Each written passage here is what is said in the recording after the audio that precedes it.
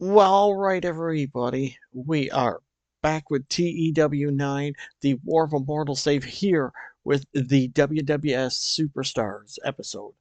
So, last week we had the Road Warriors take on Power and Glory in our pre show. Then we had Jesse and Vince run down our whole entire show for the whole night. We had Hacksaw beat Dino Bravo. We had Jake the Snake Roberts cut his promo on the upcoming Saturday night's main event in a couple of weeks here.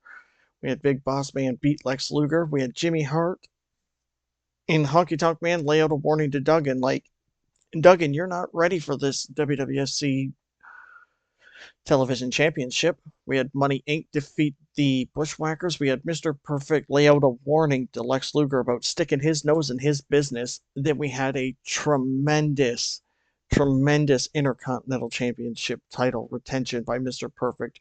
We had Mr. Perfect defend the Intercontinental Championship against our debuting Nick Bockwinkel, and it got an outstanding rating of 98. We had Mr. Wonderful tell Sergeant Slaughter, you're not as good as you think you are just because you had that match last week against Randy Savage. You know that?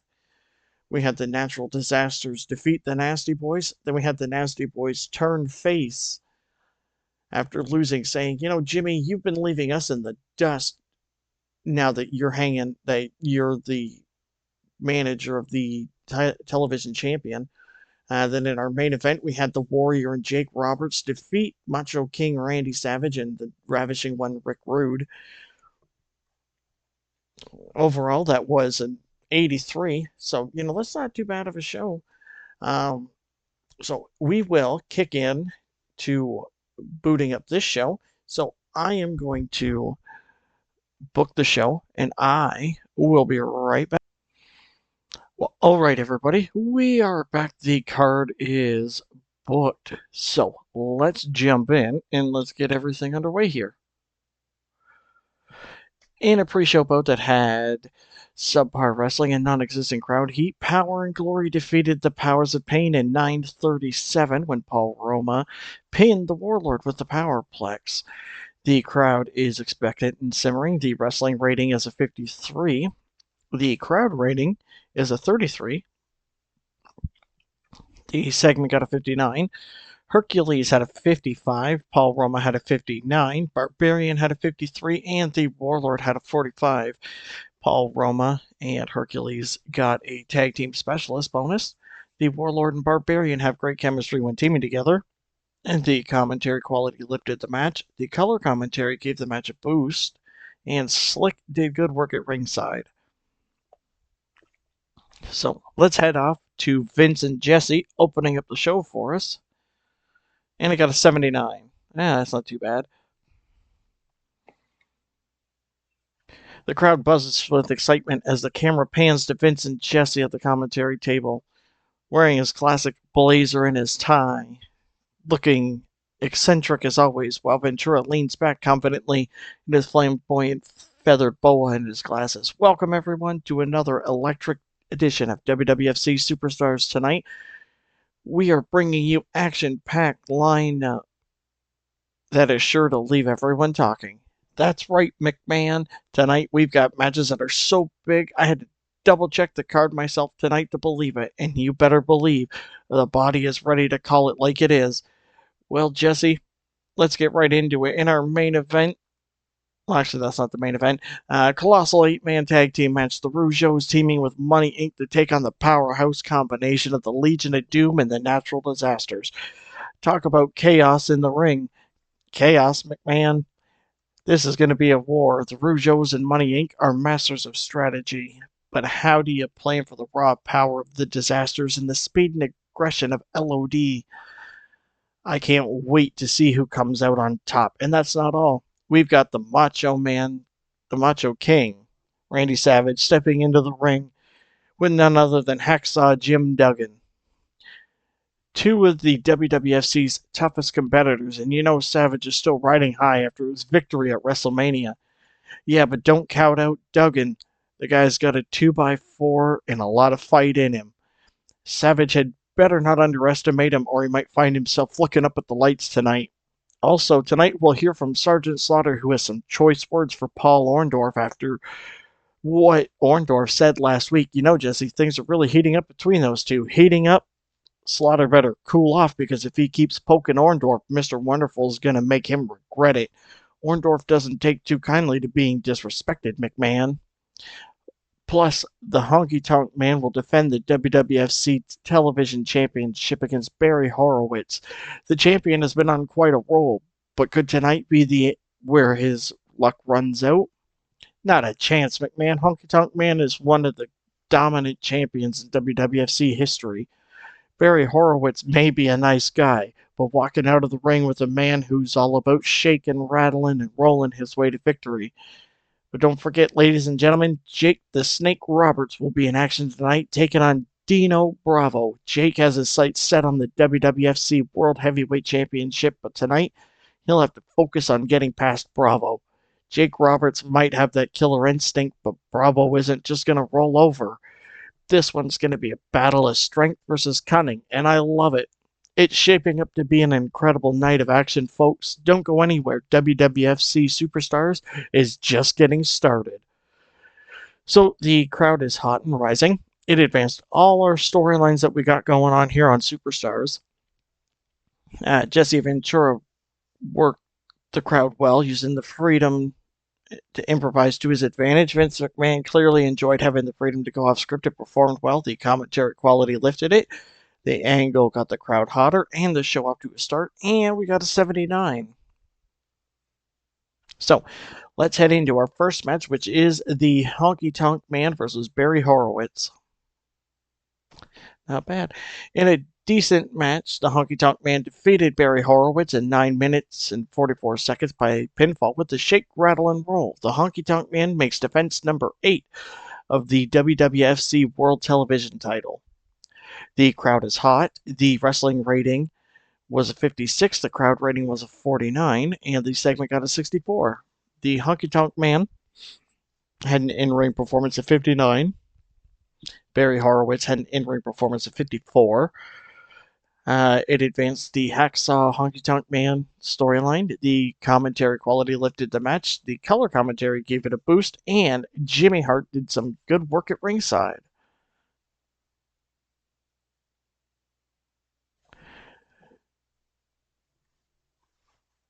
Oh, man.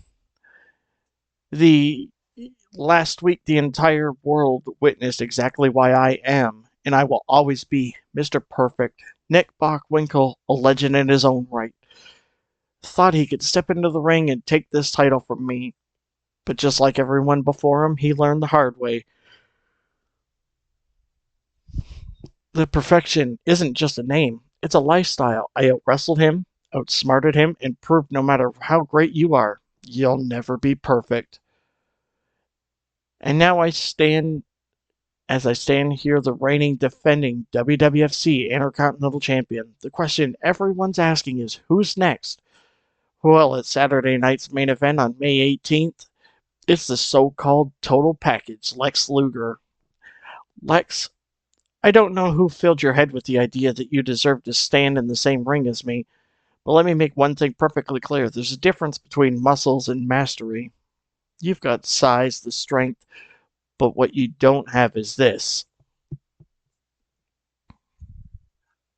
You see, Lex, while you're busy posing in front of mirrors, I'm busy perfecting my craft. That's why I've got this championship, and it's why you will never take it from me.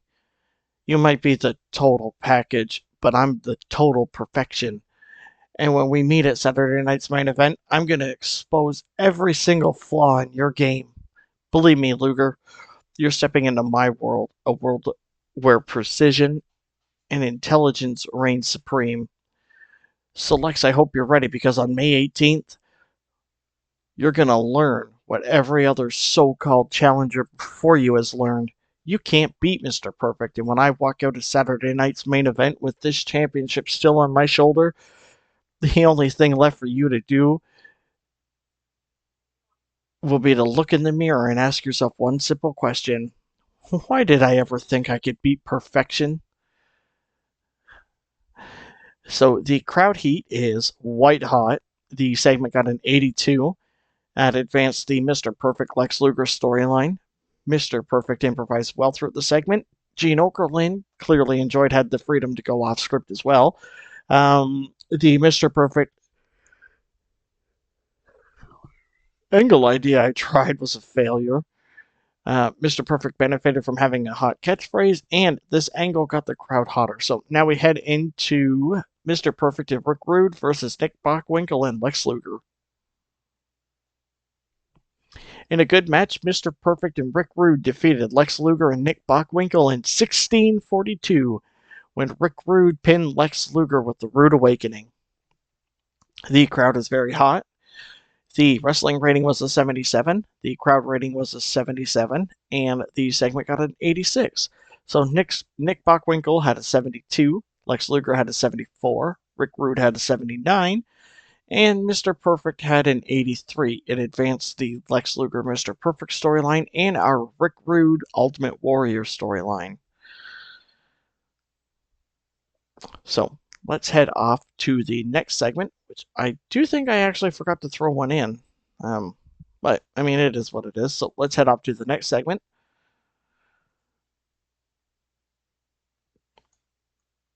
Paul Orndorff, Mr. Wonderful, huh? You got a real big problem, maggot. And that problem is me. 2 weeks ago, you decided to throw a tantrum like a spoiled brat because I dared step into the ring with Randy Savage. It showed the entire world what real competition looks like. What's the matter, Orndorff? Are you upset because I overshadowed you? Or are you just jealous that you couldn't handle the spotlight like I can? You want to run your mouth about me? Steal your momentum? Let me tell you something, Orndorff. I don't steal moments. Oh, whoops, moment. I create them. And I don't care how wonderful you think you are. When you step into the ring with me, you're stepping into enemy territory. And I promise you, maggot, there will be no mercy, no surrender, no excuses when I get my hands on you. You think you can intimidate me? You think you can call me out and walk away unscathed? You're mistaken, Orndorff. You're going to find out the hard way that I don't back down from a fight, and I sure as a hell don't let a loudmouth like you get in my way. So tonight, I don't know why it's calling for a match, but it's not going to happen. And for a bit, you're going to learn a lesson, Paul Orndorff. You've got a date with destruction. When I'm through with you, you will wish you had kept your mouth shut. Now drop and give me 20, maggot, because you're about to be dismissed permanently. So the crowd is very hot. The rating got a 79, which is a lot better than I thought we were going to get. It advanced the Sergeant Slaughter Paul Orndorff storyline, and the commentary quality lifted the segment.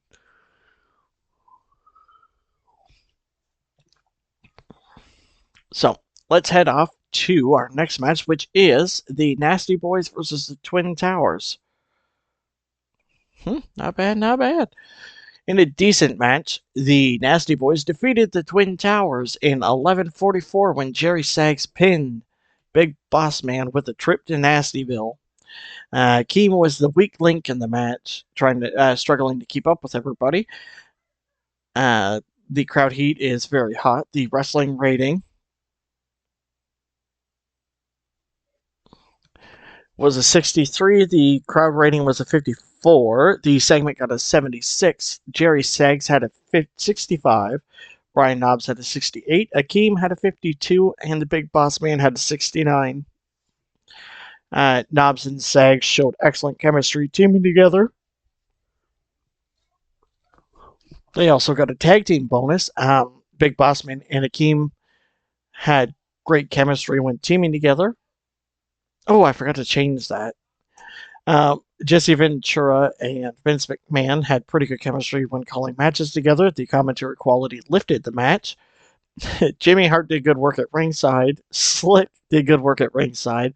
Akeem and Slick have pretty good chemistry. And then, confusingly, Brian Knobbs and Jerry Sags and Jimmy Hart are on different sides. I forgot to take Jimmy Hart off as their manager.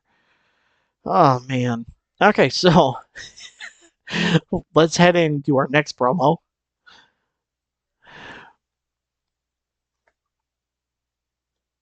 Let me tell you something, baby. The mouth of the South doesn't waste time on has-beens, and that's exactly what the Nasty Boys are. Washed up done. Finito. I gave you two clowns every opportunity to shine. And what did you do? You flopped like a couple of fish out of water, baby. That's why I moved on to real talent. That's why I'm standing here with the greatest WWFC television champion of all time, the Honky Tonk Man. Whoa, whoa, Jimmy. You're being too kind. Let me tell it like it is. The Nasty Boys were dead weight. I'm the one shaking things up around here, not them. They want to cry and whine about Jimmy Hart focusing on me.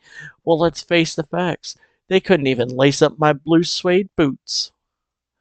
Now, I've been the WWFC television champion longer than anybody, and I've defended this title against everyone who dared to step in my way. That's because I'm the greatest TV champion this country has ever seen, Daddy. And I bring the style, I bring the charisma, and most importantly, I bring the gold. And I ain't planning on giving it up anytime soon. That's right, baby. Honky Tonk Man is a superstar, a legend, while the Nasty Boys are out there begging for scraps. We're on top of the mountain looking down at everyone. So, Nasty Boys, here's a little advice for you. Go back to whatever dive bar you crawled out of, grab yourselves a couple of burgers, and watch how a real star does it. And as far as anyone else who thinks they're stepping up for this title, just remember, nobody rock and rolls like the Honky Tonk Man. So the crowd is very hot. The segment got a 77. It advanced the Honky Tonk Man and Duggan storyline. Jimmy Hart improvised well throughout the segment, and the commentary quality lifted the segment as well. Let's head off to our next match, which got a 73. That is fantastic. In a decent match, Jake the Snake Roberts defeated Dino Bravo in 12:22 by pinfall with his DDT. The crowd is very hot. The wrestling rating was a 59. The crowd rating was a 63. We got a 73 out of it, so that's not too bad.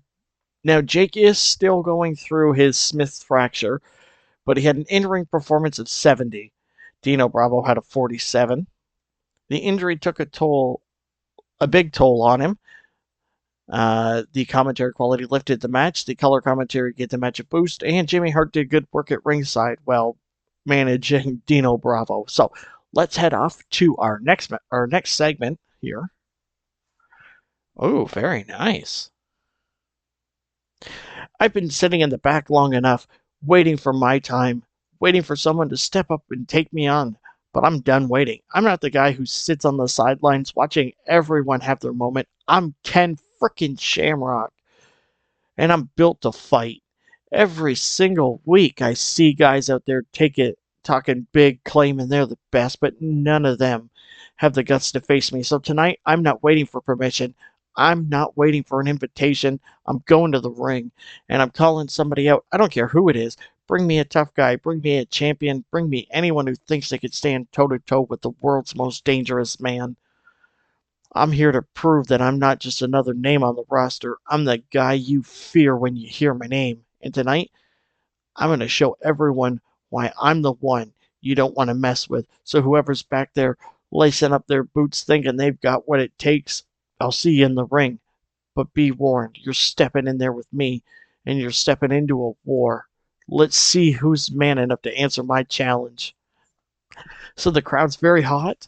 The segment got a 71. The commentary lifted it, and the color commentary lifted it. So, I mean, I've had Shamrock on the roster for a while.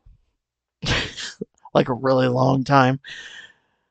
I think like 3 months or so, and I've only used him a couple of times since he's been here. So I figured, why don't we just start using Ken Shamrock more? I know he wasn't around in the 80s, but I mean, we got him signed. There's no point in paying him to just sit around and do nothing. So here is his match against the Ultimate Warrior. In his superb wild brawl, the Ultimate Warrior defeated Ken Shamrock in 13-10 with his Gorilla Press Slam. The crowd is very hot. The wrestling rating was an 83. The crowd rating was an 82. And the segment got an 89. The Ultimate Warrior had a 94. Shamrock had a 72. It advanced the Rick Rude Ultimate Warrior storyline. And there were times that there was a definite lack of psychology on display, and it had a tendency to drift a little. So I actually wanted Ken Shamrock to win this match to make the Warrior tap out, but The Warrior refused. He would not do it. Even when I made him look strong and everything, he still would not lose. So that kind of sucked for Shamrock. So let's head in to our next segment. Man, these guys cut good promos now. Tonight is going to be magnificent. The so-called road warriors and those walking earthquakes, the natural disasters, think they stand a chance against us, Raymond. I think these American teams have been eating too much fast food. They're too slow, too clumsy, and they're definitely not smart enough to beat the Rougeaus. Exactly, Jacques. Look at us. We're quick, we're tactical, and we're better looking, too. The Road Warriors might have their face paint and those spikes. It doesn't make them unstoppable. As far as the natural disasters, well, let's just say they're going to need more than size to deal with our speed and skill. Road Warriors, natural disasters, you might have the muscles and the intimidation factor, but that won't save you tonight. The Rougeaus are smarter, faster, and better than all of you combined. And when the final bell rings, the only thing left will be the sight of you laying on the mat and us standing tall. Exactly, Joke. Because we're not just any team. We're the future of tag team wrestling, and tonight we'll prove why the Rougeaus are the best tag team in the WWFC. Get ready to lose, boys, because the Rougeaus are walking out victorious. And that's not just a promise. It's a guarantee. So, the crowd is very hot still. The segment got a 78. It advanced the Rougeaus and the Natural Disaster storyline, as well as the Road Warriors and Money Inc. storyline. Gene Okerlund clearly enjoyed having the freedom to go off script and performed well, and the commentary quality lifted the match.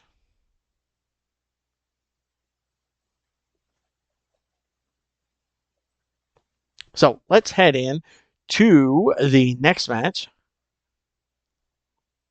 Which got a 73. Dang it. In a decent match, the Natural Disasters and the Road Warriors defeated Money Inc. and the Fabulous Rougeaus in 13:47 when the Road Warrior Animal pinned Raymond Rougeau with a flying shoulder tackle. The crowd heat is very hot. The wrestling rating got a 65. The crowd rating got a 59. The segment got a 73. Raymond had a 54. Jacques had a 67. IRS had a 54. Ted DiBiase had a 73.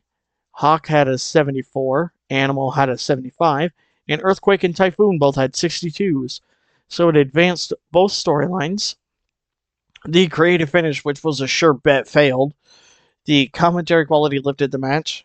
The Road Warrior Animal had excellent chemistry with Paul Ellering, and Ted DiBiase benefited from having a hot new move. So let's head into our last promo, which is from Jake. Ooh, it got a 76. That's not good. Oh, I forgot to... shoot, I forgot to put it in there. Okay. Randy Savage, the Macho King, a man who thrives on chaos, who wraps himself in gold and glory as if it'll shield him from the truth. But on May 18th at Saturday night's main event, Savage, you'll realize something. You've been running from your entire career. Gold can't protect you from fate. You've fought battles. Oh, yes, you've climbed to the top of the mountain to call yourself champion. But this time, Savage, the top of the mountain is the most dangerous place you could be, because that's where the snake waits, patient, calculating, ready to strike. You see, Savage, you could bring your own crown, your robe, your arrogance. You could bring your madness, but what will any of that mean when the air is sucked out of your lungs and the world begins to fade to black, when you look into my eyes and realize deep down that you can't beat me, that I've been playing this game longer than you even knew. You were a piece on the board. This isn't about the WWFC World Heavyweight Championship, Randy. Oh no. This is about proving that the King's reign is over and the era of the snake begins. I don't fight for riches, for thrones, or for crowns. I fight for the sheer pleasure of watching men crumble under the weight of their own fear. On May 18th, Savage, you'll find out the madness you've always embraced is nothing compared to the darkness I bring. The DDT will put you down. And when you wake up, the crown will be gone, the gold will be mine, and you will simply be the man who lost everything to the snake. Sleep well, Randy, because after Saturday night's main event, you won't sleep again. So the crowd is very hot. The segment got a 76. The storyline between Savage and Jake advanced, and the color commentary or the commentary quality lifted the segment. So let's head to our main event, which is Savage versus Hacksaw. In a wild brawl that had great wrestling and good heat, the Macho King Randy Savage defeated Hacksaw Jim Duggan in 11:23 by pinfall with the flying elbow drop. The crowd is very hot. The wrestling rating was a 84. The crowd rating was a 74. The segment got a 90. The Macho King Randy Savage had an in-ring performance of 91, and Duggan had a 76. So it advanced the Savage Roberts storyline, the Honky Tonk and Hacksaw storyline. So that was actually a really good ending to the show. So I wasn't expecting that, actually. So let's finish up the show here.